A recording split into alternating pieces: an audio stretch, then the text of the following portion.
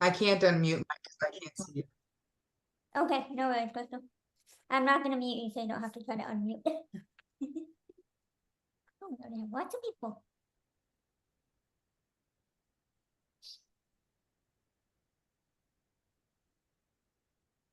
I'd just like to welcome everyone who's joining. We're up to about 20 attendees already. Thank you very much. Welcome to the next Sanderson Condo Education Series. This one is landscaping and snow removal. And we have some great presenters for you this evening and some good conversation. So we're going to give it a few minutes for more people to get in and then we'll get started. So thank you again.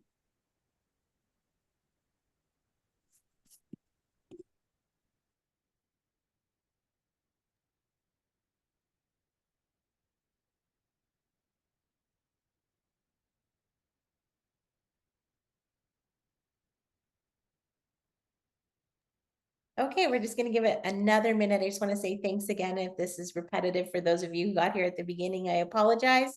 But welcome to the Sanderson Condo Education Series, this time on landscape and snow removal. We still have people entering, so we're just going to give it a couple more minutes and then we will get started. We have a great session for you this evening and we're looking forward to it.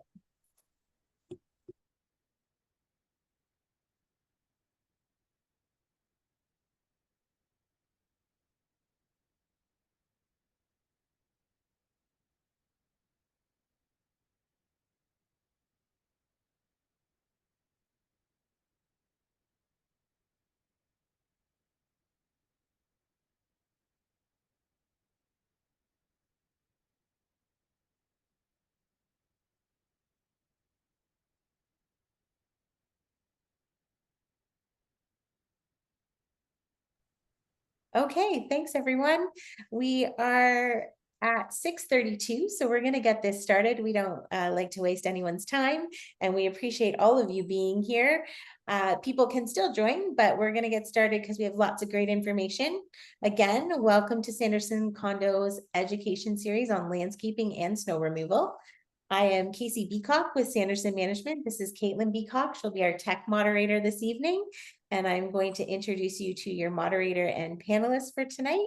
And then I was going to turn off my camera because we do not have the strongest Wi-Fi signal where we are. We will still be here, but just in the background. So thanks again. First off, I would like to introduce Crystal Cormier. She works with me here at Sanderson Management, and she's a property manager, and she has graciously agreed to moderate tonight's session. So welcome, Crystal, and thank you. Next up, I would like to introduce Gavin Caissie. Gavin has been in the landscaping and snow removal business for almost 20 years. You don't look old enough to have been in this for 20 years, Gavin, but thanks so much. He's the owner of Pryme Maintenance and has been the owner and in that position for 11 years. One fun thing we like to do in these condo education series is talk about a couple of two lies and a truth, and at the end we'll let you know which one was a lie and which one was true. And so we're going to change it up a little bit. We're going to tell you 3 truths, and at the end you're going to guess which truth belonged to which presenter. So I'm going to first introduce the next presenter and then let you know some of the truths that we have available. Michelle Dyer. Michelle, thanks for being here. Michelle is a former condo owner, board member, and property manager. So she has it all. She's the Jill of all trades there. And she serves on 2 of the CCI Grand River chapter committees, hosts the CCI podcast, and is the operation manager and client service manager for Superb Property Maintenance. Michelle is here all the way from vacation. So thanks so much, Michelle, for joining us from vacation. We appreciate that. Thank you. The final presenter we have tonight is Ryan Hebel from Green Ventures. Ryan is a 4th generation landscaper and the owner of Green Ventures Landscape Care. Ryan studied history in university and brings a broader perspective to all of his work. He is an innovative thinker who believes that technology plays a crucial role in addressing the climate crisis. I think that's really important as well. He is constantly exploring new ways to use cutting edge technology, help if I could say my words, to reduce water usage, minimize chemical use, and promote biodiversity in landscaping. Thank you so much, Ryan, for being here. We appreciate it. All right. So of your presentation team tonight, here are some interesting facts, and see if you can figure out what those facts are.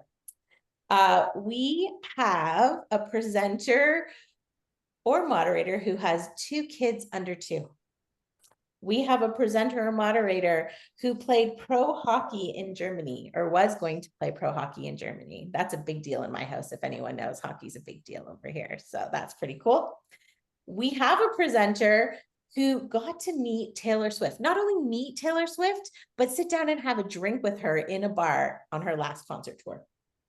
We also have a presenter who has a summer home in Newfoundland and also races side-by-sides.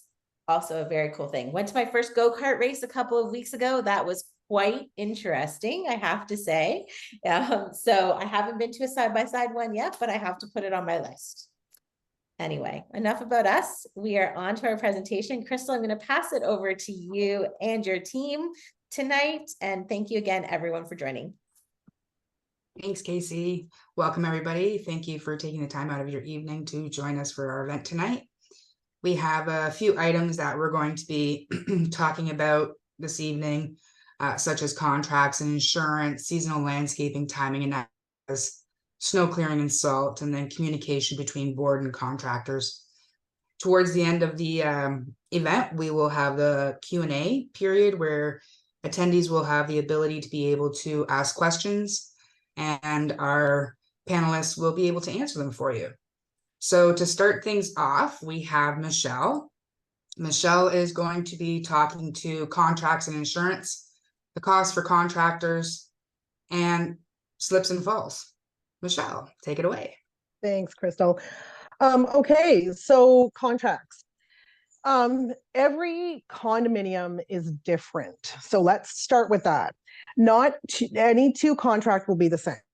You can have your specifications, which is what we would ask, that when we do a contract proposal, that you have specifications. What that means is, what do you need done? Do you need the gardens done? Do you need the units gardens done? Do you need the driveways shoveled? Do you need the common element sidewalks done? Do you have a gazebo that needs to be taken care of during the winter? Do you have roads that you close off? Do you have, and I can go on and on with the questions. So it's best when you're looking for a contractor and you're looking for a contract, is to take those specifications into consideration and then meet with the contractor and discuss.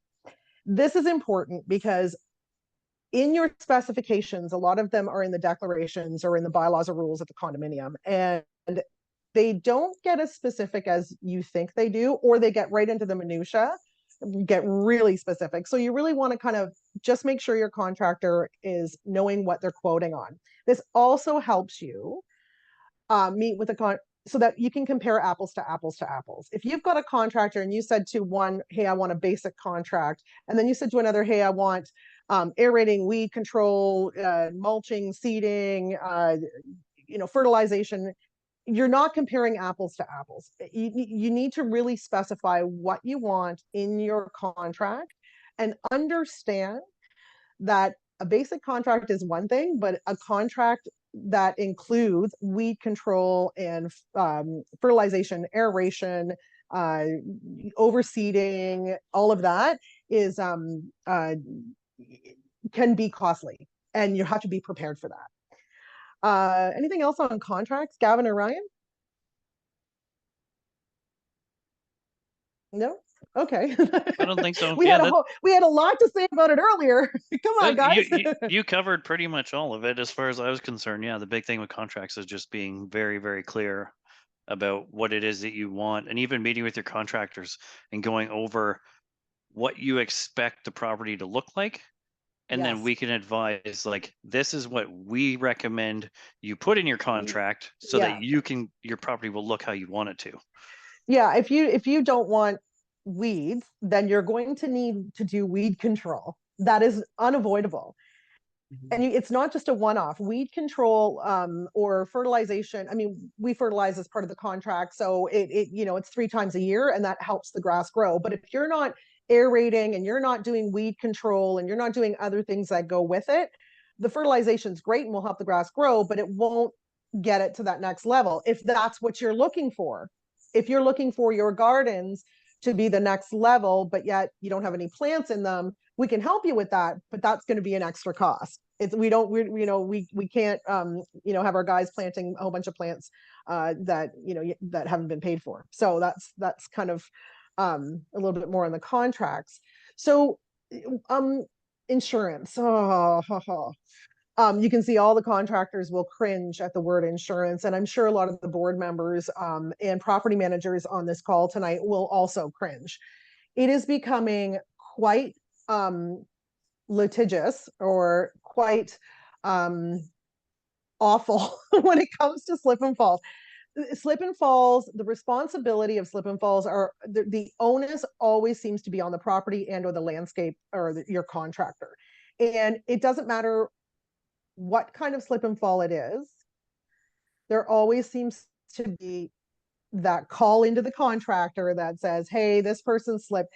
It doesn't matter. It doesn't matter that the person slipped in between two vehicles, because we don't shovel in between two vehicles, or if the person was wearing high heels walking down a ramp, or if the person was wearing flip-flops in the middle of a snowstorm. It does not matter. We as a contractor will get that report from the property manager to let us know there was a slip and fall. At that point in time, insurance companies are most likely called. And as soon as that happens, there is now a claim or a potential claim on our end, on the contractor end. As soon as our insurance company is informed, think of it like a check mark on your file. It kind of works like that, where all of a sudden, there may be concerns that the slip and falls are too high, or insurance is might have to pay somebody out. And don't even get me started. When it's paid, when there's insurance that's paid out, that even becomes a bigger issue. Deductibles are massive right now. Because people are instantly suing and instantly going to insurance companies and instantly wanting a payout, because that's what happens. It's insurance costs are massive. I don't know about Gavin and Ryan, but our deductible is significant, and it is. I'm not talking out of turn here. Our company is very public with it. Our deductible is $25,000 for insurance. So if the slip and fall or insurance claim, and that could be a vehicle getting hit, that's happened. We had a couple this year happens when, people aren't paying attention to a machine backing up, still our fault. So there's sometimes when those sort of things happen where the contractors, at least in our world, will help pay the vehicle repairs and all of that stuff out of pocket rather than trying to claim it. I don't know if Gavin and Ryan are in the same boat. I don't know if you've had any vehicle incidences. We had one specifically where a vehicle drove right up behind our tractor that was plowing snow, and they backed up and didn't see the vehicle behind them, and the vehicle tried to move out of the way but slipped and couldn't, and so we had a little bit of a mishap, but nobody was hurt, which is good.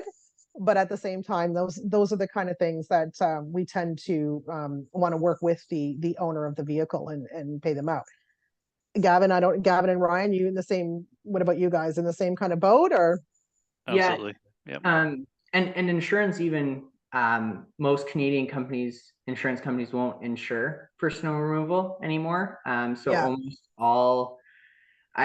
Almost all the major companies are getting their insurance now from Lloyd's of London in that market, just because Canadian companies don't want to even insure our own kind of industry. Yes. And so that's also driving costs up, which is hard because there's not a lot of competition then in the marketplace for that business. Well, and that's what's happening. We're seeing that more and more too. I'm sure Crystal and the rest of the property managers on this call, even the boards of directors, there may be challenges getting insurance or getting a contractor to service complicated sites.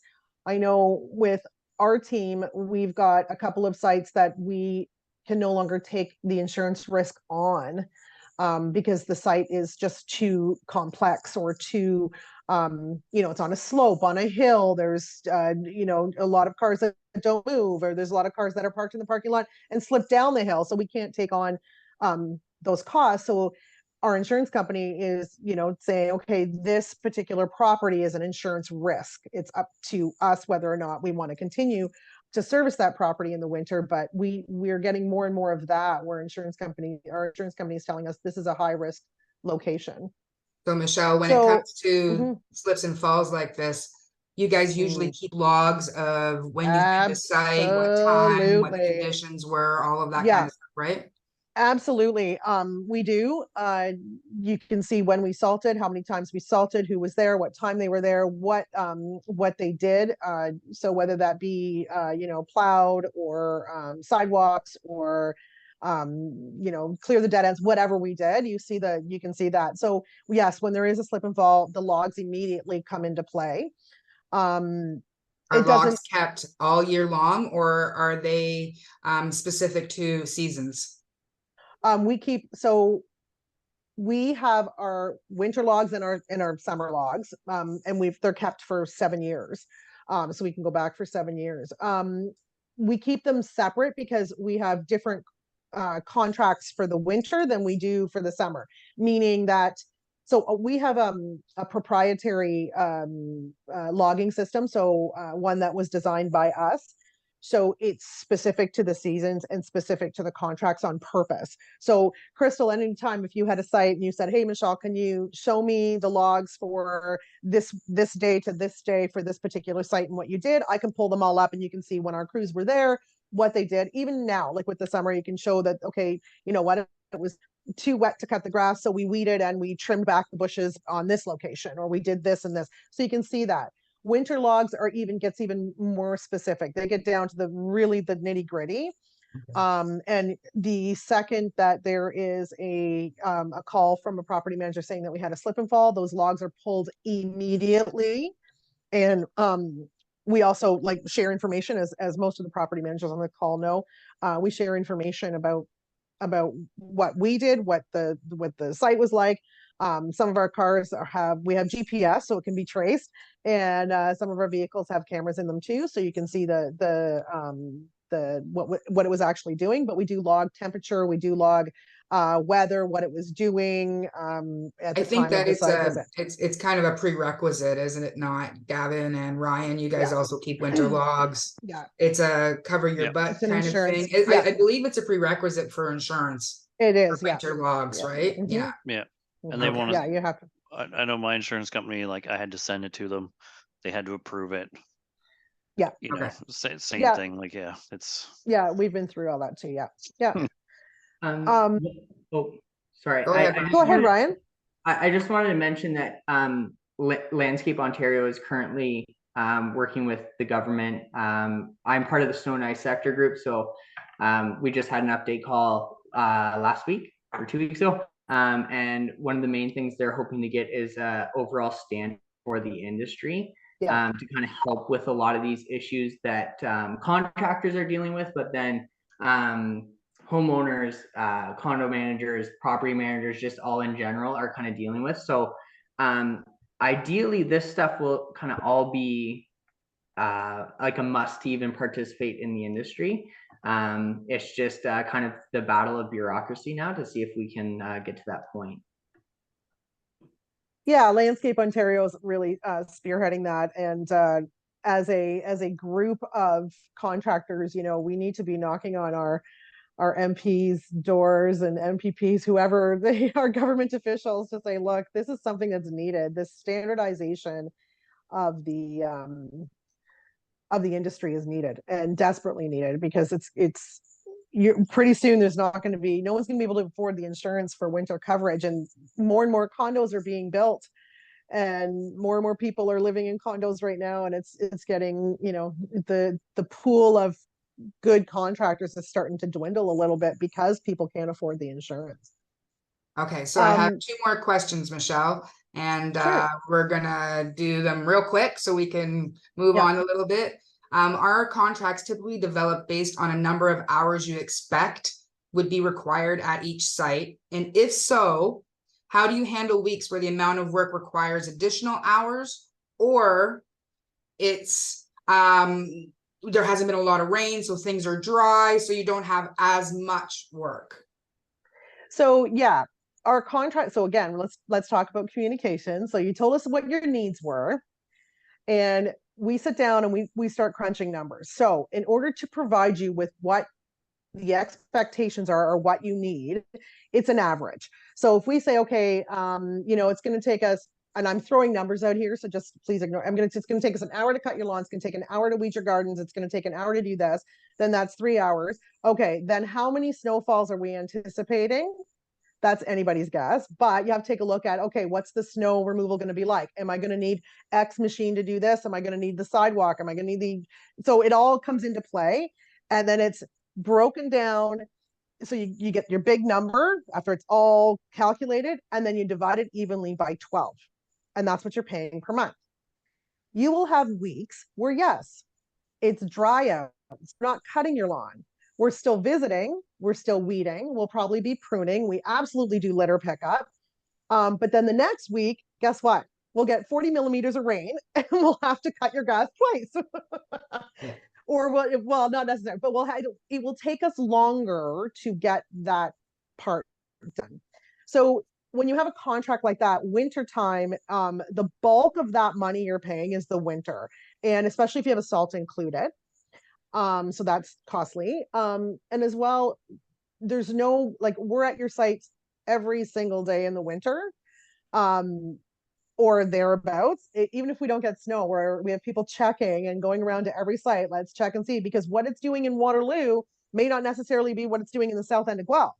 So we have to make sure that our teams are on all those properties and taking a look. And so we're visiting and making sure and spot salting when we can. And then, all of a sudden we get 10 centimeters one Friday, 25 centimeters the next Friday, and 10 centimeters the following Friday. Guess what? We're at your site a lot, right? So there's the balance of it all. So it's an average. So if we don't get to cutting the grass this week, don't worry, we'll get to cut it next week, but we're probably doing other things like pruning or weeding or litter pickup, etc. So I'm sure Gavin and Ryan, you're probably in the same. I was going to say just to point out too, like spring cleanups and fall cleanups are a huge part of the summer portion as well. Like through the summer, when we're only cutting grass and pulling weeds, we get to a point, like around now-ish where my crews are at, things are dry, things aren't growing as well. The weeds have kind of gotten slowed down their growth. It's been absolutely wild this year. So like, yes, we're on site less right now, but 2 months ago during spring, we were there 3 times longer than we expect to be. And then in the fall, once the leaves start to fall and we're just start doing cleanups and prep for winter, we're going to be there 2, 3, 4 times longer than expected. Exactly. So, and you might not see us for 10 days because of that. We're just, we're on sites considerably longer than we're supposed to, or supposed to, but like, tip of what you've been accustomed to for the last 5 months. Yeah. So Perfect. now when we are there, what we're on your site, we're going to do the work that's required. We're not going to come in and be like, okay, we have an hour on your site. So we picked up the leaves off the front lawn of these 10 units and then we left because that's all you get. We're there, we do the whole site and then we move on to the next one. And we're the same way. Yeah. Yeah. So then, like I said, 1 week we may not be, we may only be there doing the minimal, like you said, because there hasn't been much going on. But yeah, when your leaves fall, we're there, 8, 9, 10 hours in that day. Right. So it all balances out. I know people get concerned when they don't see us there on because in the spring, like Gavin said, we're there for 6, 7, 8 hours on some of these sites, depending on how big it is. And all of a sudden we're not there for that time frame anymore. That's because it doesn't require what needs to be, it doesn't require that much work. But yeah, it's an average of the whole year. Perfect. That kind of leads us into our next slide, which is seasonal landscape. Whoops, I went backwards. Sorry, guys. It is seasonal landscape timing and extras. And Ryan is going to be talking to us about this. So we were just talking about spring cleanup and when it's typically. Ryan, did you want to touch base on these items? Yeah. So I apologize, just pulling up the questions here. But so when we're talking about kind of seasonal landscape timing, that's when we're getting into kind of our spring, summer, fall maintenance, what we're going to be dealing with. So spring cleanups, you're typically doing those in April.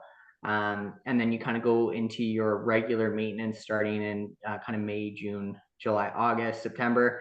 And then we get into October and November, and that's kind of typically when we start doing our fall cleanup items, leaf cleanup, perennial cut down, fall fertilization, kind of getting everything prepped for the winter. So that's kind of the setup for the season. Sorry, go ahead. I was just going to go because then it talks about like when should we be trimming and that sort of thing. So trimming is one of those things that it's very weather dependent. You know, this season on certain types of plants, you know, you're trimming them every other week right now, just because they're growing so fast. But typically end of May into June is when you kind of start trimming and kind of working through that. It also depends. If you ask some of my horticulturists on staff, they'll have all the optimal times that everything needs to be trimmed. And that's all fun, but sometimes life and producing gets in the way of that. And you might be a week or two late on some things. You know, the spirea this year bloomed longer than they normally do. So trimming for that took a little longer. So it really depends on all the different variables that are involved when it comes to trimming. And when do you decide to do fertilizing and stuff like that? What makes you guys go, oh, we need to get the fertilizing started? So fertilizing's another very important thing, especially when it comes to like grass health and plant health. So it really, there's a couple of variables that depend on it. So you want to see it starting to get warm out. You want to make sure there's enough heat units in the soil before you're putting down that fertilizer to make sure it's actually effective and not being washed away. Kind of then that would be your spring application, which is typically like a higher nitrogen, kind of helps the grass pop in the early spring. Then it's kind of watching, depending on like the slow release percentages you're dealing with in the fertilizer, that will affect when your next application is. So we typically do 4 applications in the season, with one of those being a winter application, but it's late fall. So then kind of we look to see there's certain signs that the grass is going to start to give you, it'll start to be a little paler. You might be having a lot of rain and you're like, okay, we need to get more nutrients into the soil. And so that would be then your next 2 applications kind of during those growing seasons. And then we do our final application typically in October or November, and it's kind of very high in potash, potassium, whatever you want to, like the K, the K, which is the last number on your fertilizer. And that's to help encourage root growth over the winter and kind of help have it prepped for the spring. And do you think weed control is important? Yeah, so I think weed control is one of those things like the products that we currently have available to us aren't as good as the old ones used to be. So one of the main things is staying on top of it. Like the best weed control is a healthy lawn. But you want to at least try to take care of some of these things when they're young, before they get bigger and start to take over the lawn. So the last 2 summers we've had pretty dry summers, and so that's been great for things like dandelions. They love it. Their tap roots go nice and deep, and they love compact soil. So that's what you're dealing with. So weed control will help kind of prevent that, and then it'll help us be able to get the lawns thick enough that they can start to choke out weeds. A lot of the new developments that most of the condo people here are in, you know, the builders strip the land. You're left with pretty poor sod with poor soil. And then there's the new battle coming from there. So even with weed control, it's not going to be enough to keep a healthy lawn. So there's a lot more that will have to go into sites that are dealing with that. And Okay. sorry, could I introduce one more thing on weed control? It's not just a one and done either. it is something you need to stay on top of, because you do it one and done. You may be able to reduce, like maybe do it once a year instead of doing it 2 or 3 times a year, depending on how healthy your lawn is. But if you just stop, it'll all come back, and it's going to take you longer again. Then you have to start the whole process over. So any of those extras, like, weed control, fertilization, aerating, overseeding, all of that stuff, even your lawn's being healthy, you've still got to continue adding those things in order to maintain that healthy lawn. Yeah, I think that's a perfect point that Michelle made there, because if you just do it once, it's not going to work the way you want it to. I have a nice healthy lawn, so I actually only have to do 1 treatment a year on it, but that's kind of eventually what you want to get to, right? Your lawn being healthy enough. Again, it still might be worth it, just because you might be next to a neighbor who doesn't do anything. So you're getting weed seeds constantly blowing in. And so then 3 treatments in a season is still probably going to be worthwhile for you, just because maybe you don't have irrigation. So in the summer, your lawn's going to be weaker just because it's a drought situation. Not what we're dealing with this year, but what we've dealt with in the past. Okay, that makes sense. And I have a few other questions here. So we have some people who notice that maybe the property next door, their grass looks lustrous, and their property grass is not looking so good, even though it's maintained well. What are some of the things that could be a cause? What are some solutions to this? Yeah, so this is a question, we get all the time. We do a lot of work in residential. So, you get one person having a beautiful lawn, and you look across the street and you're like, oh, well, we're in the same conditions, but you're not in the same conditions. And that's something that's kind of really important for people to understand, is the health of your lawn really comes down to your soil health in the end. And so when we're comparing to our neighbors, it's not really great unless you're comparing soil tests to your neighbors. Something that's super, like, if someone drove down my street right now, they'd be like, why does his look way better than his neighbors? That's just, they're connected. They're right next to each other. Theoretically, they should be the same, right? But that's not the scenario we're dealing with, right? And so when that conversation comes up, we need to ask some important questions. Hey, are we in a drought, and do they have irrigation and we don't? That's an easy first kind of question. Are they getting water, or are we not? The next question, if it's raining and we're getting, a rain once a week or something, it's what is our moisture retention in our soil? What is our soil health looking like? What are the micronutrient levels that we're dealing with? What is the organic matter in the soil? What's the sulfur levels? Like, these are all kind of important questions. And I know I'm getting into kind of the science of it all, but that's why it's so much more complicated than just my neighbor's lawn looks nice and mine doesn't. If that's happening, it's time to start digging deeper. Let's get some soil testing done. Let's see. And then, maybe we need to do an extra 2 fertilizer applications because your soil is draining too quick. Most of the time it's, hey, I showed up to whatever site and it was built 2 years ago and they've stripped all the topsoil and just laid sod on top of clay. That ends up being a big one that especially in the city that we're dealing with. So there's a lot of variables that go into it, but it's a lot more than just looking, hey, my neighbor's lawn's nice and mine's not. Understandable, a lot of variables. All right, so one more question. What happens when you have to start your spring cleanup early? Like this year it was a bit of a mixed bag, but we had some early spring and people wanting everything done a lot earlier this year because everything was growing a lot faster this year. But how does that cause problems moving forward with your spring and moving into the summer, just coming from winter and not really having that time to turn around your equipment and all that kind of stuff? Yeah, so an early spring can always be an interesting challenge. Winter contracts kind of go partway into our spring cleanup season. So our winter contracts go to April 15th. I'm sure Michelle and Gavin are probably around the same date. So the challenge then is, okay, so for the first 15 days of April, we still have to have our snow equipment ready to go. We still have to have snow bins out and all that fun stuff. And so the extra challenge that it adds there is, we're trying to get everything done, but at the same time, we still have to keep all our snow equipment ready to go.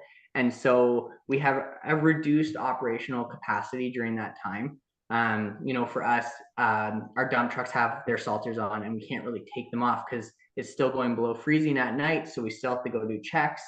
And so we kind of get into a battle there in that first kind of 2 weeks of April. And then maybe you get a fluke snowfall or two. And then that kind of sets everything back again. So the big thing is just kind of understanding that most contractors are doing their best to get around. It's worth it to reach out and ask, like, hey, what's the schedule looking like for us? But also to understand that we're kind of dealing with a really tricky time when we tend to get weird freezing rain events during April. A random fluke snowstorm. I know 5 years ago there was like crazy snowstorm, snow and ice storm, and that set us back a week and a half, right? And so then you're trying to get back and get everything done. So sometimes what could happen is, maybe certain things didn't get done right away to try and fit everyone in, and so then it's like, hey, we got to play catch up, and we got to come into May. Maybe they're spending a little extra time to make sure that they got some things that were missed or some things that were covered in snow. Like the snow piles didn't melt till later this season. So I know that we had to go back and sweep snow piles after it's like mid-May when they were getting swept up, right? So those are some things that will come up during that weird time. As well, this year, if I could add, the grass was longer because we had those beautiful 29-degree days in the beginning of April. So the grass had popped and had grown, but we couldn't bring the machines in because it was still so wet, we would have sunk. And people were, upset that the grass was long, but not understanding that the machines would just do more damage. So we had to wait till they dried up a little bit before we could. So yeah, it was a little challenging this year for sure. Yeah, just to kind of continue on that, like the amount of moisture that we've had this season is quite drastic, which would lead to, like, April was a very wet April. It had about twice as much rain as last April. We also had colder weather lasting longer. We had that one nice, beautiful week, but then we got back to cold, kind of crummy weather, and that really kind of slows the whole process down. Because if you can imagine working out in that weather, like the super hot weather sucks to work in, and then you're dealing with super cold weather, your body you don't have the time to get acclimatized to it. And so there's some operational inefficiencies that just come with the kind of the change in that. Makes sense. Wonderful. All right. So thank you very much, Ryan. We're going to move on to snow clearing and salt. And Gavin is going to speak to us in regards to this. We have a few questions that came in and I sent them over to Gavin. One of them was, at what point is there too much snow and when should it be removed from site? Gavin, I'm not sure what you want to touch on first. I'll just run through I've got the list of questions in front, so I'll just run through as they came in or through the email anyways. I mean, the number one question we all get is, why is so much salt used? We get asked the question all the time. We get a lot of complaints about the amount of salt that gets used. We sometimes get complaints about the amount of salt that gets used. Sometimes we don't. I know for me, there's two big reasons for the amount of salt used. One is liability, because if anybody slips and falls, instantly they sue. And like Michelle was saying earlier, if there is a call put in, regardless of whether or not it becomes a claim, regardless of whether or not it gets paid out, it doesn't matter. If you call and my insurance company gets a call that says, hey, we had a slip and fall on one of Gavin's sites, I instantly get a claim marked against me, regardless of whether it actually becomes a claim or not. That's right. So, and then I lose any discount for no claims.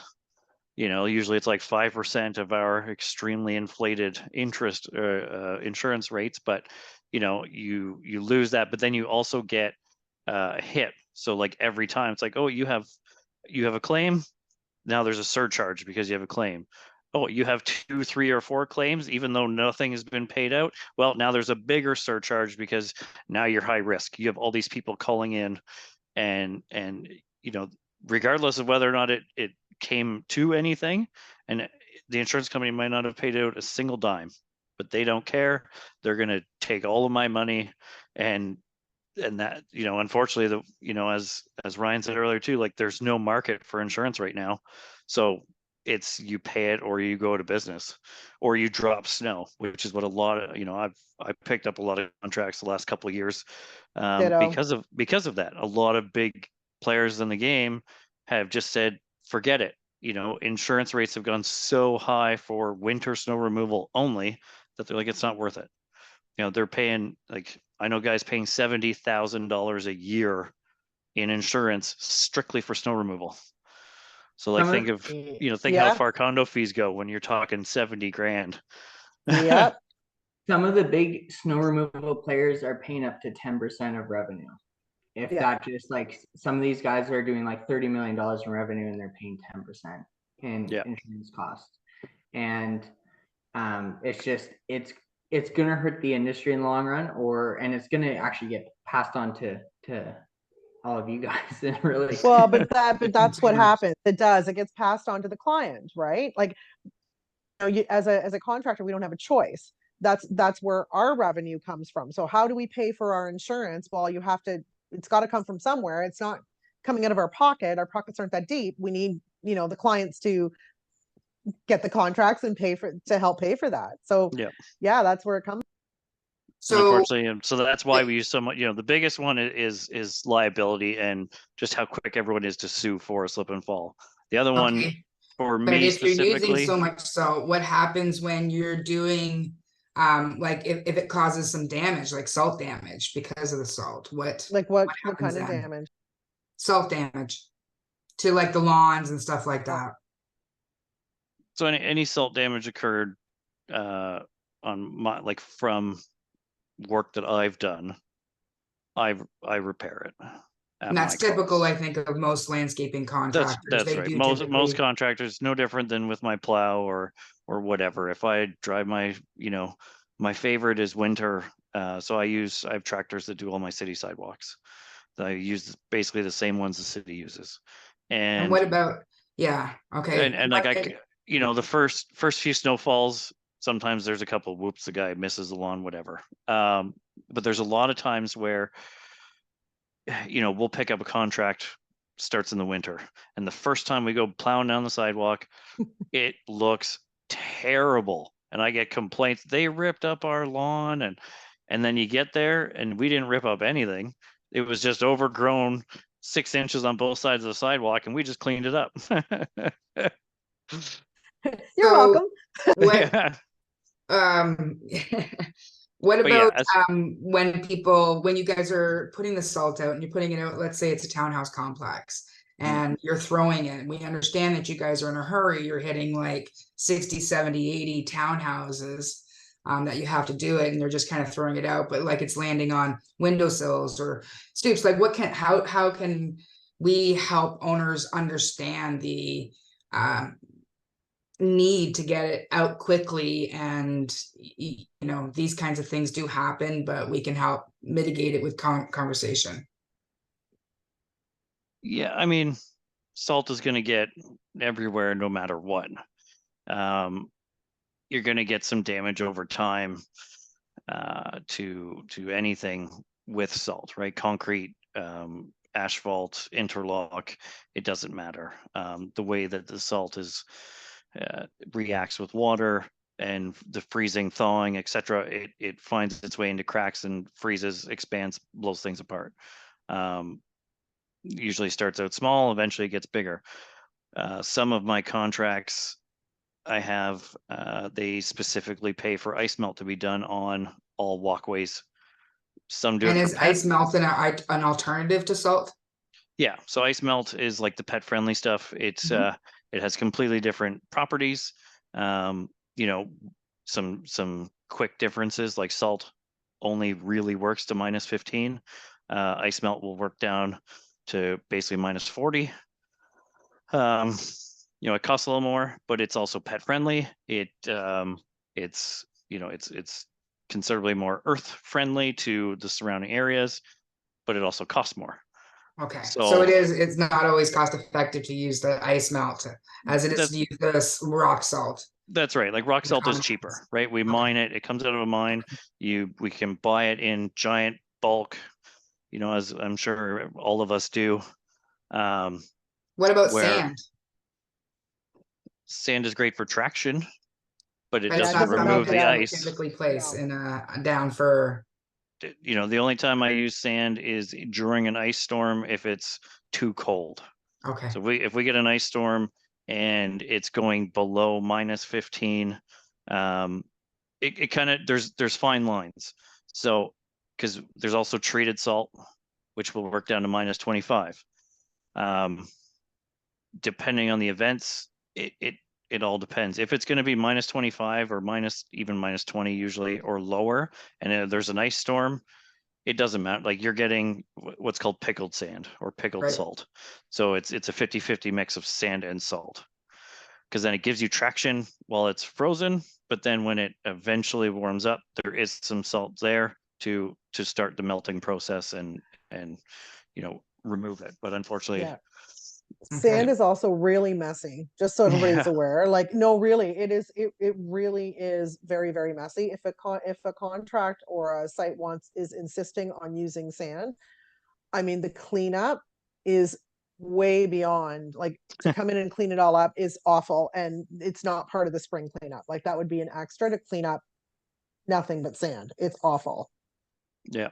I just want to like, so we only use sand on gravel lots just because of that aspect of it. Yeah.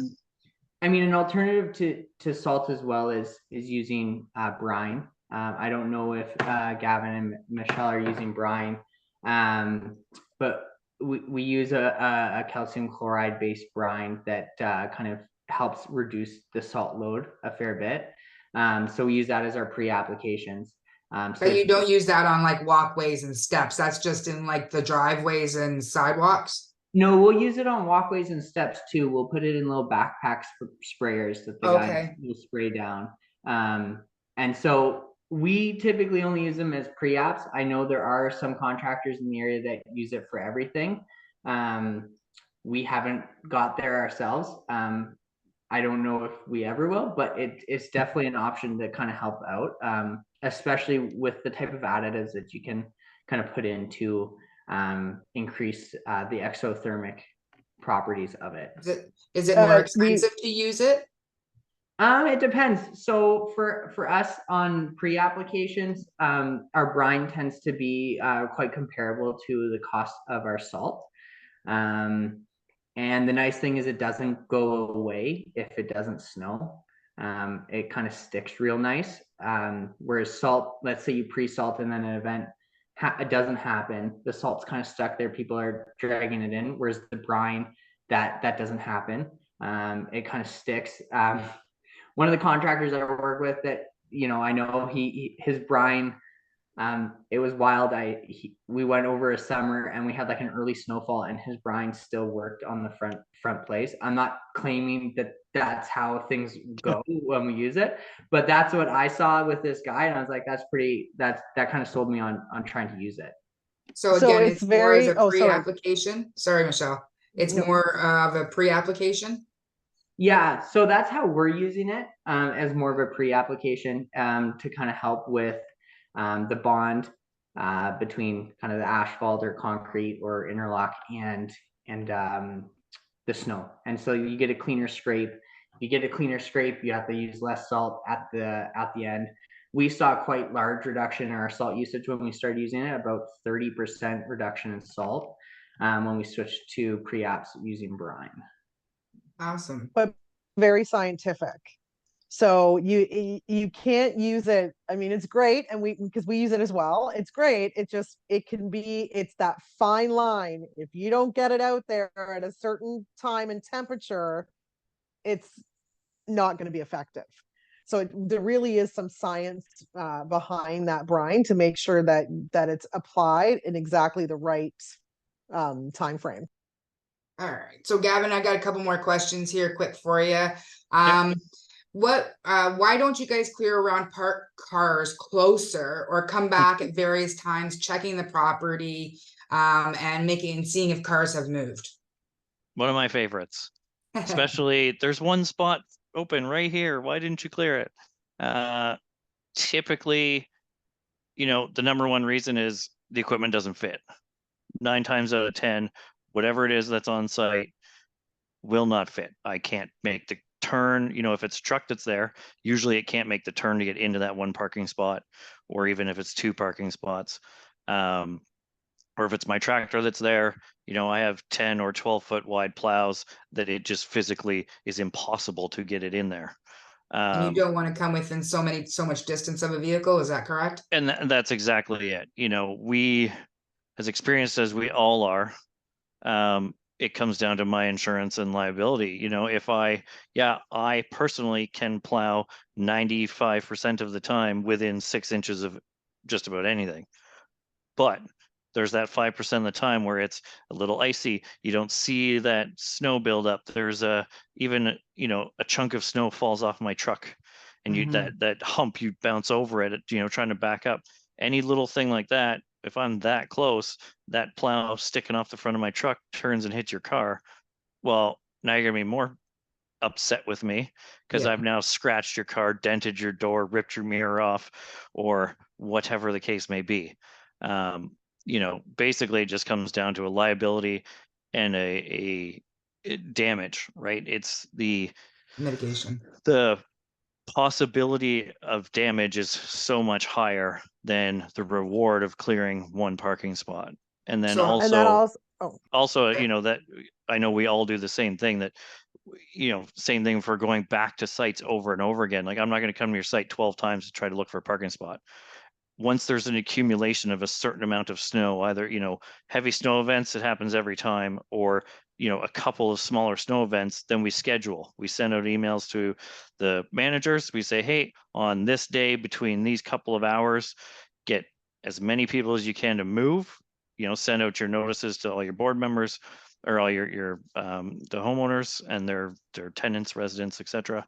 We're coming full force with everything we got. We are going to clean every square inch we possibly can, reapply salt and everything to get in between, and we do what we can. Sometimes people just don't move either, and it sucks for the person that's beside them, because same thing, I can't clear right up to their spot. Do I do extra? Absolutely. When we're there, like, no, it's not my contract. I'm not going to shovel between 2 cars.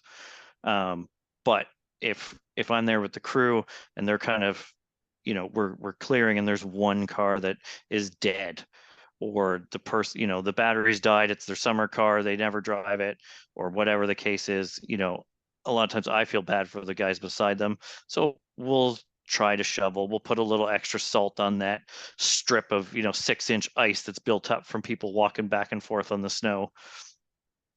It's not an everyday, every location thing, but we do what we can. But yeah, the biggest thing is that it comes down to time and cost. I mean, if you want me to come to your site every single day with the equipment, hoping that I can get into clear spaces, I'll do it. But it's going to cost an arm and a leg, because that's what it costs us, right? There's fuel, insurance, labor, the maintenance on all the equipment, all of these costs that go into it. And that's why we clear as many spaces as we can when we're plowing. I know my minimum is 3 spaces. I'll clear what I can. Anything larger, same thing. I'll clear whatever we can when we're on site, and then we'll schedule to come back and do major cleanups. So at the end of the day, that comes down to like communication between the property manager and the landscapers for scheduling, right? Yep. Yeah. Okay. If I could just throw one thing in there too, Sure. about in between the vehicles. So we also can't have staff in between vehicles. So it doesn't, like, our sidewalk staff can't go in between cars and clean in between cars, because again, the shovels don't fit. Like, we have large, like, our sidewalks are being cleaned by a little Kubota or a little machine. And even if we do the shoveling of the front doors and stuff, the team can't get in between those cars with the shovels. There's just too much that can happen. They can slip and fall in between there. There's also the shovels that can damage the vehicles. They can also hit the vehicles, and there's no kind of recourse for us to say, well, no, we didn't hit your car. Like, there'd be no, who's watching at 3 o'clock, right? Who's watching at 3 o'clock in the morning to say, well, no, you guys hit your guys hit that car. So there's a safety and liability there as well. So that's why there's no hand shoveling in between cars. I just thought that was important. And Thank you. and the amount of time. If some of these condos, we got 100 units and you got 200 parking spaces. If 80 or 90 people are parked outside, now you're talking a whole crew is going to be there for 4 or 5 hours just shoveling between cars. It's not a feasible cost thing. effective. Yeah. All right, so thank you very much, Gavin. We will move on to the next slide, which is communication between board and contractors. And this is something that everybody, all of our panelists will kind of talk about. So some of the properties do have landscape committees.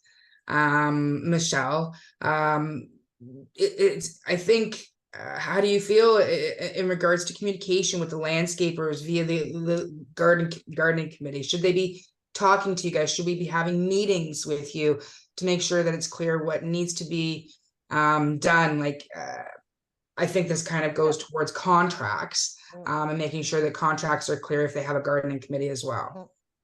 So I think that there's a lot here. So first of all, just anybody that's a board member listening and tuning in, thank you for joining us. But I just want to say your property manager is the person to go to. We need that one direction, that one person to talk to. So if there's a concern with what's happening contractually, call your property manager. They'll call us, we'll respond, and they'll respond back to you. Then we like to meet. We do like to meet on site. Crystal can attest to this. I'm sure Gavin and Ryan as well. We like to meet the boards and the property managers on site, beginning of the spring, beginning of the winter. Let's talk about what happened. Let's take a look at what's going on with the contract. Let's take a look at what's going on with the services, what you were happy with, what you weren't happy with, what can we do to improve, or what we as a contractor have to let you know about that happened, over the course of the last season that may not be the way that we want to communicate. Communication is the key. Landscape committees, they're excellent to meet with and have a discussion, but please keep in mind that the landscape committee is a subsidiary of the board. So as long as the board is aware of what the landscaping committee has done and the property manager is in the loop, then we can certainly meet with the landscape committee and discuss. The concern that always I have with gardening committees, and this has been in my entire career in property management and condominiums, is that the landscape committee says, oh yes, plant this giant garden. Oh sure, we'll spend $5,000. And the board gets the quote and the board goes, whoa, whoa, whoa, whoa, whoa. No, we don't have the money to spend $5,000. So that's where communication between the board of directors, the property manager, and the landscape committee to make sure everybody's on the same page. And then the contractor can come in. Okay. And then, sorry, Ryan, were you going to say something? Yeah, I just wanted to add, like, I think for us, when we're kind of dealing with things like small things like, hey, can you make sure this bed gets weeded? I'm fine having a gardening committee or a board send that off to our office to save our property managers some time. It's when it's extra projects. That's when the property managers need to be involved. And we need to have boards kind of going through the proper channel on that sense. But if it's like, hey, this backyard got missed and a board, sends that email off real quick, we're fine kind of dealing with that. Or, hey, this small, like, stuff within the contract, if it was missed or something, and it's, something very small that they don't want to waste your time, we're okay with dealing with that. But I have to say that, I'm currently dealing with a condo where the gardening committee and the board are in a fight, and we're kind of stuck in this realm of, okay, like, we're trying, you're trying to bring property managers in to kind of help mediate this. But that can create like a really awkward situation. So I know one of our main rules though is like gardening committees, boards, like don't talk to the staff on site. You either call the office or call your property manager. Absolutely. I Yeah. wholeheartedly agree with that. To talk to our staff on site can be really challenging, not because our staff is challenging, it's because they have been told, okay, this is what, at the beginning of the day, this is what they're told they're doing. This is, you're going to go to this property and you're going to cut, you're going to weed, you're going to do this, you're going to do that. If you imagine 107 owners all coming out at the same time talking to our crew saying, well, no, you didn't do that, you didn't trim my bush, come trim my bush, and they go and help them, then all of a sudden, well, you didn't trim over here, or you didn't do this, okay, then they go and help them. Can you imagine 107 different people coming out telling them what to, they'll never get done the job that they're contracted to do. So it's best So to at the call end your of the property. day, yeah, so at the end of the day, it's just clear path of communication between management, the board to management, and then management to the contractor that's required, right?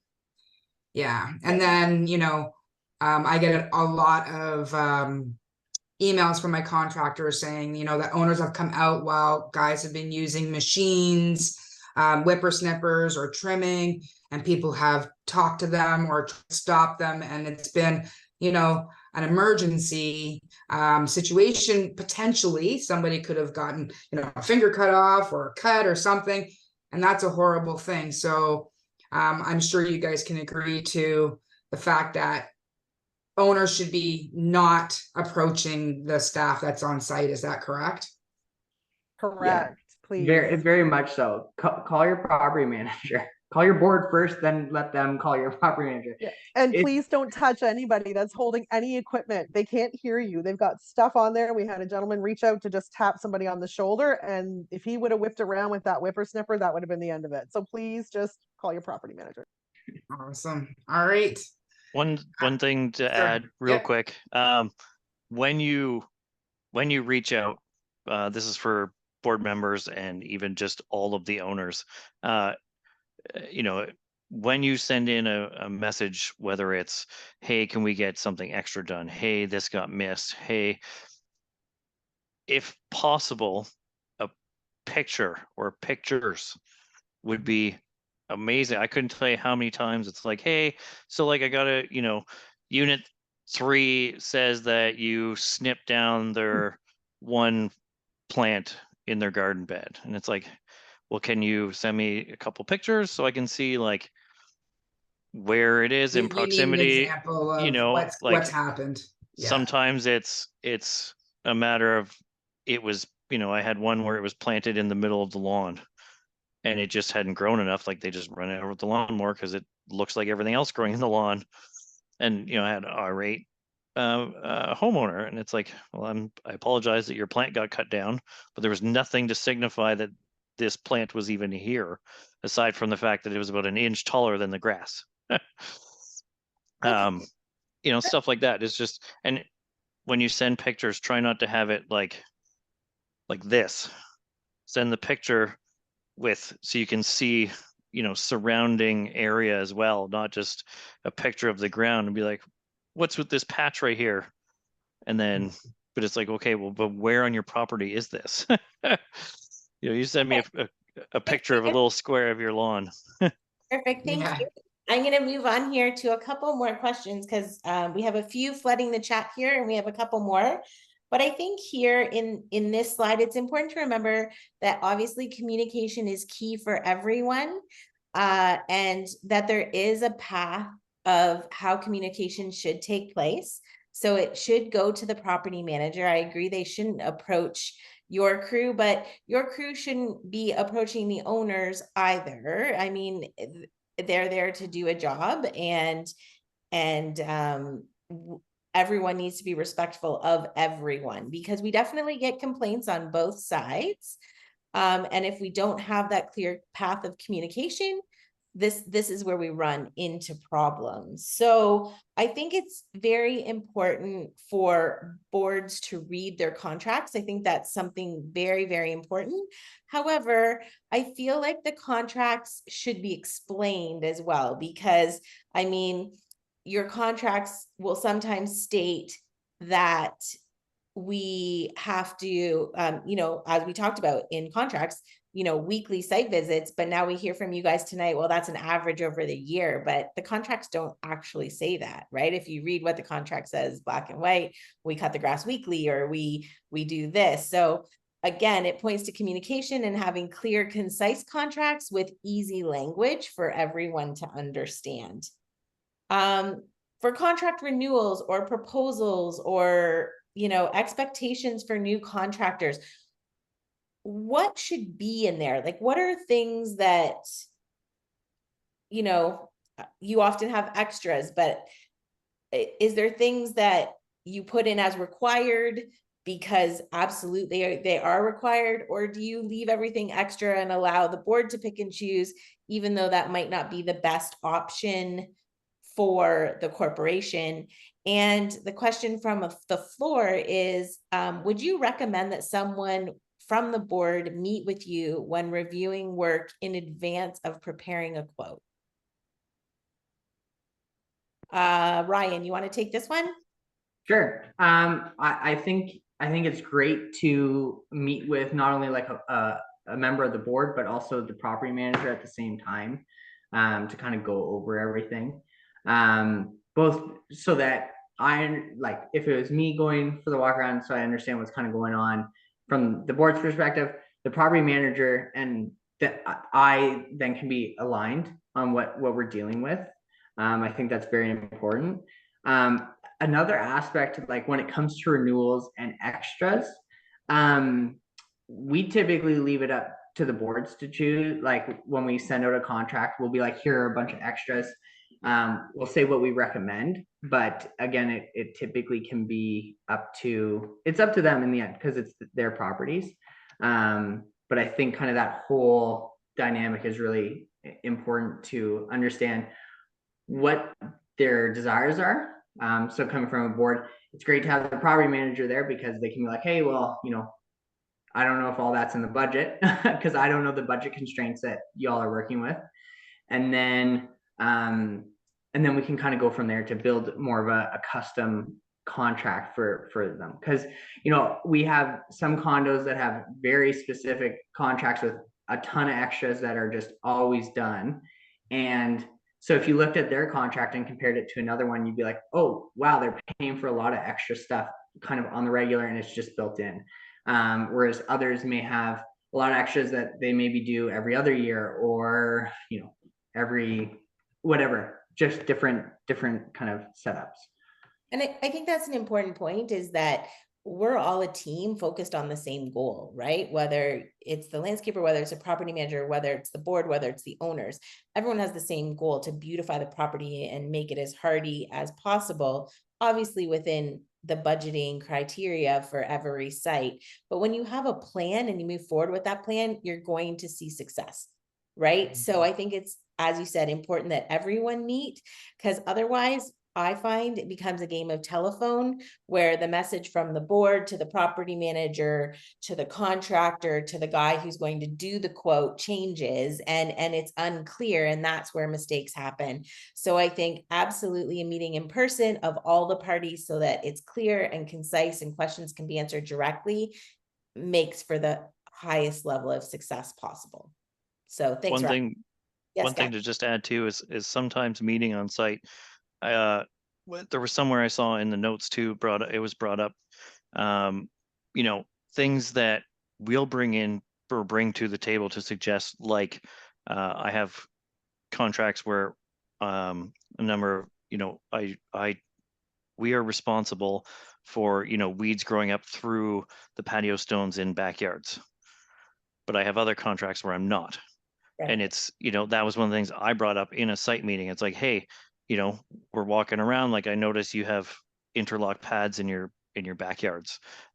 Weeds are going to grow between them. Is that something you want to leave on the homeowner to do, or do you want us to maintain it so that there is a standard across the board for every unit? And then, right, you know, and it's something, it's not always fertilizer, aeration, and the usual things. Sometimes it's one-offs just like that isn't, it's not the same for every property, right? Not every building has that. So you can't put it in a standard proposal either.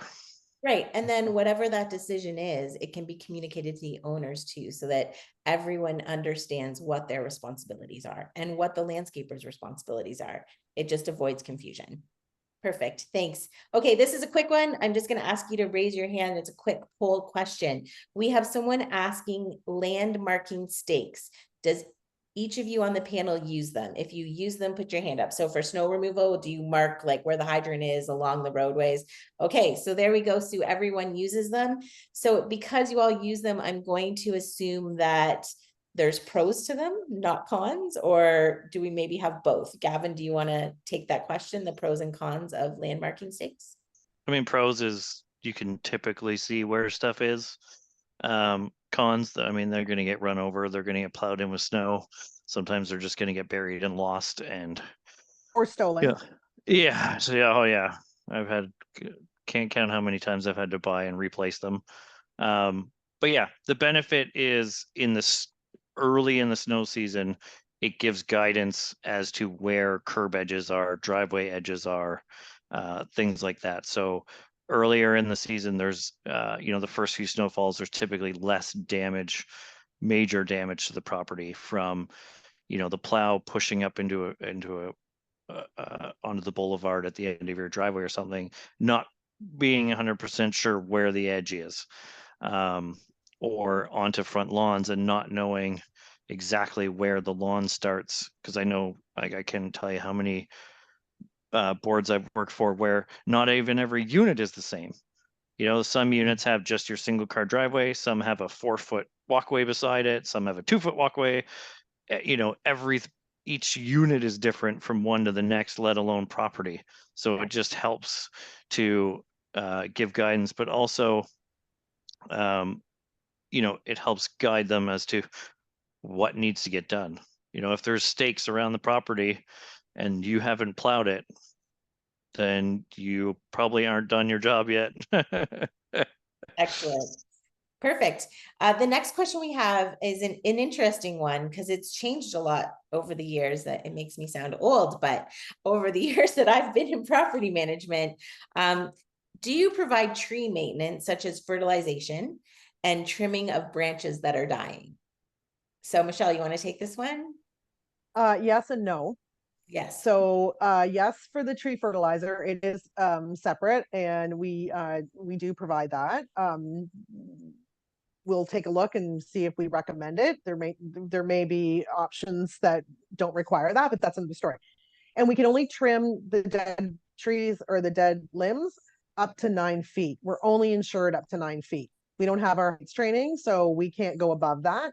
And in which case, then, if you need something higher, then we have an arborist that we work with, that we bring in to assist with anybody that has the bigger trees.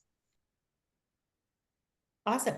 I think, Crystal, you're right. It depends on the company. And I think that also works, and you guys can talk to this as well. There are companies who maybe do add that in, or work with a separate arborist, or even an irrigation company, right? All the companies kind of have, different things in which they do. But again, that's something that when you're speaking with the board about a contract or extras, that should be discussed and negotiated accordingly. So. Awesome. Yeah, I have it right in my contract too. Like, same thing. I'm good to 10 feet, and it's right. I have it listed right in my contract that we can clear bushes and trees, pruning to 10 feet, and that's it. So. And I think one thing we also hear a lot, and in this kind of, we talked about this slightly, but it also leads into this other question, Ryan. So I'm gonna get you to take this one. Is, how do you know when to trim that bush or tree, or a section of lawn has gotten out of control with weeds or whatever? What do you do about that? Dig it out, resod it, or you trim that beautiful flowering bush and someone's upset because, in their home gardens, this wasn't the time to trim that bush or tree. So what's the timeline? How do we know when that is? So. So time is always difficult. When it comes to shrubs, like, there's so many ones that flower at different seasons, or, some stop growing over the summer, will only grow in the fall and the spring. And so what we're constantly trying to do is, train up the staff to know when's best to be trimming these things. The challenge is, because you're coming weekly, is the time to trim might actually fall while you're not there. Whereas at your home, you're there every day, and I can look out and be like, oh, to get that second bloom out of my spirea, I need to trim them exactly at this moment. But that moment could only be 2 days long, and it could be the 2 days that we're not there. And so that can lead to kind of some challenges on that aspect. Then you get into kind of when you're really trying to reduce size of things, there's different rules for different shrubs. So that's just a long-winded way to say it depends on a lot of different kind of variables during that season. When it comes to knowing with grass whether to kill it out and get rid of it and resod or reseed, I don't have like a general rule. It's typically like you can take a look at it and be like, oh, the weeds really outnumber what grass is left here, and it's just going to make more sense to kind of kill it out or dig it out and replace it and start new. So again, I wish I could be like, well, if you have this many blades of grass and this square foot, then you can keep it, and if not, then we need to kill it out. It all comes down to kind of looking at things and seeing what's going on. There's definitely seasons that are better for replacing lawn, and that's something that can matter. I mean, normally I wouldn't say July, but this July would have been perfect for replacing a lawn. So that's kind of it's just, there's a lot of variables when you're dealing with weather. That's really what it comes down to. I was going to say one Yeah. thing to touch on just quick with the lawn is it comes down to cost too. Cost and time.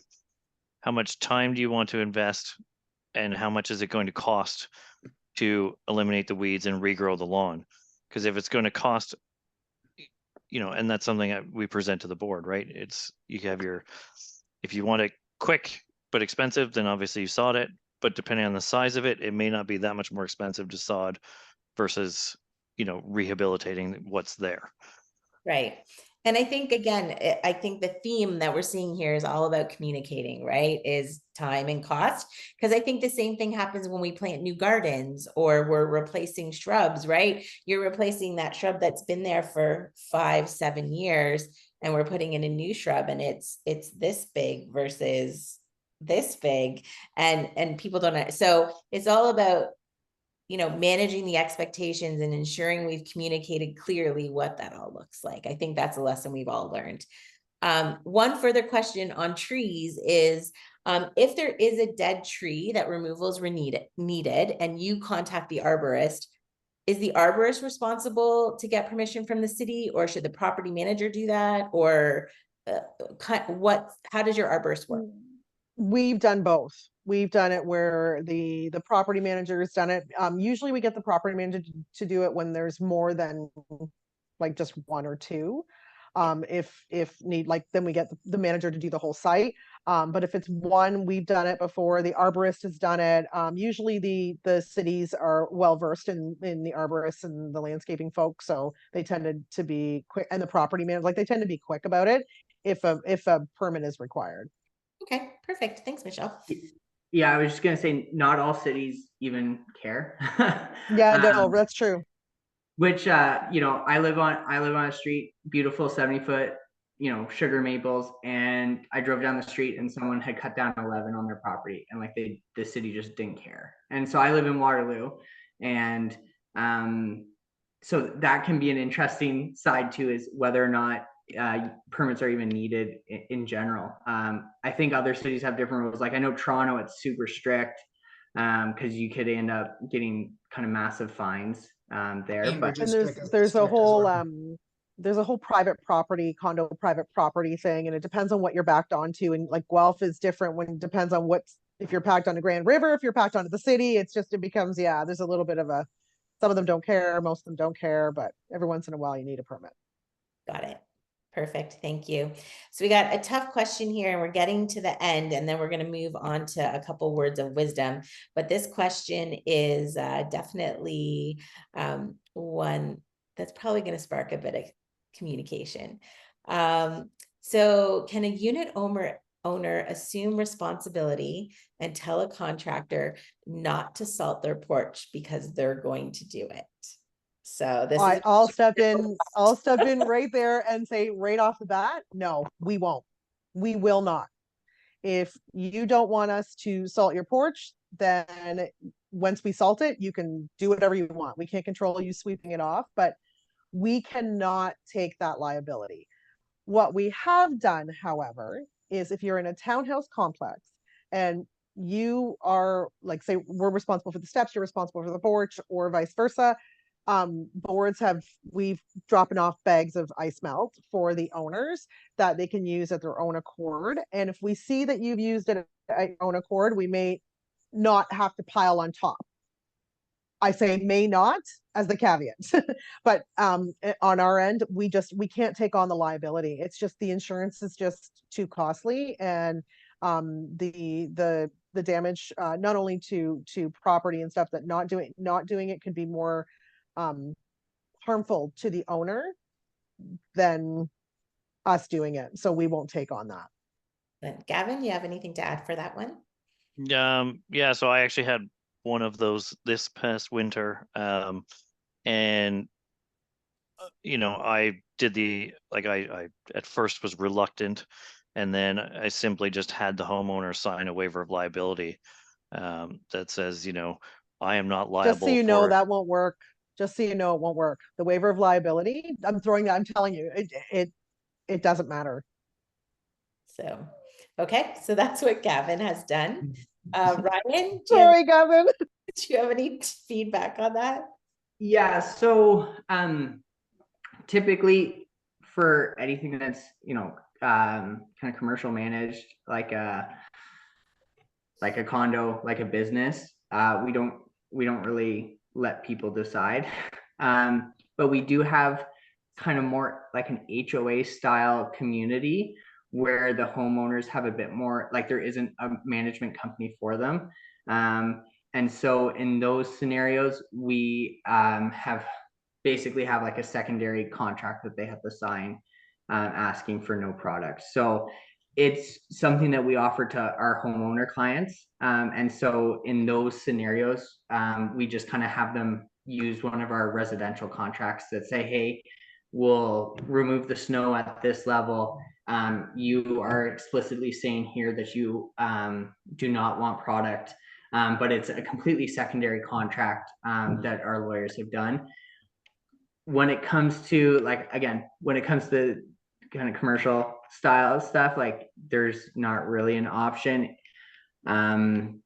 We'll try to put less down if that's an issue, but again, I got to make sure that we are, like, lawsuits are just too expensive, so it's not worth the risk. You know, if a condo board wants to change their mind and say that, you know, a company is not taking care of their walkways and steps, then maybe that's there's a conversation to be had there. But again, that's between them and their property manager and what's best for their community. Yes.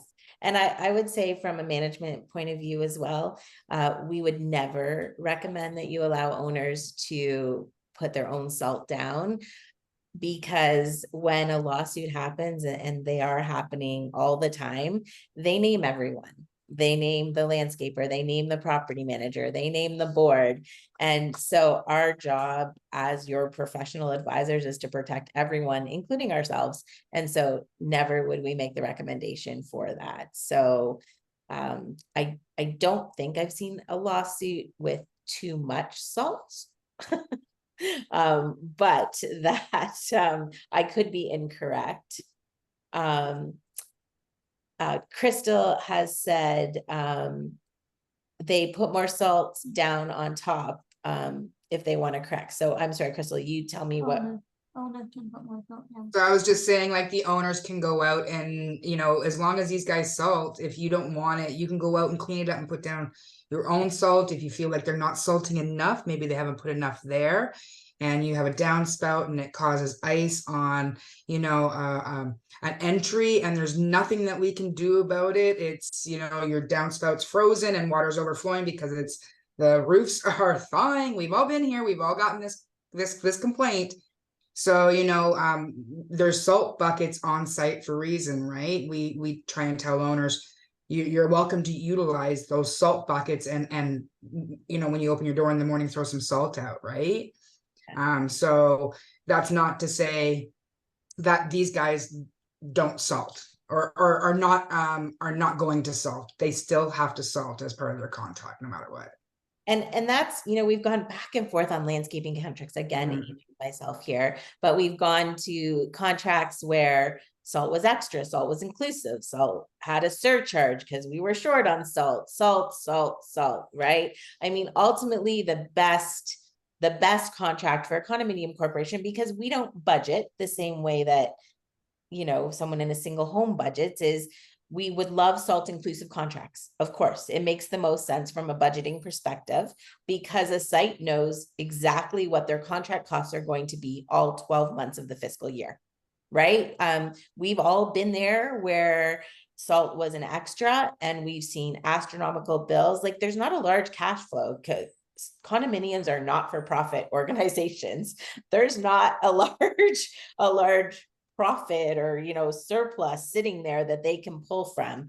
And when we do a condominium budget, I always tell my team it's opposite of how I do my personal budget, right? In my personal budget, I know how much money I'm bringing in and therefore how much money I have to spend on all of my expenses and my free money, right? But when we do a condo budget, we figure out expenses first and then figure out how much we have to collect from, every unit owner who lives there. So it's really important if we can have constant costs that, everybody's aware and we're able to keep everyone happy, which again is why as a team, we should plan landscape extras or fertilizing or all of those things. Build those into your budget with costs in advance so that you're not trying to choose where they're coming from. And when you see a budget that has an increase, don't pull out those extras because you're going to end up spending more than that later. So those are just my final little words of wisdom for everyone. And I'm going to grab a little final word of wisdom from everyone sitting here.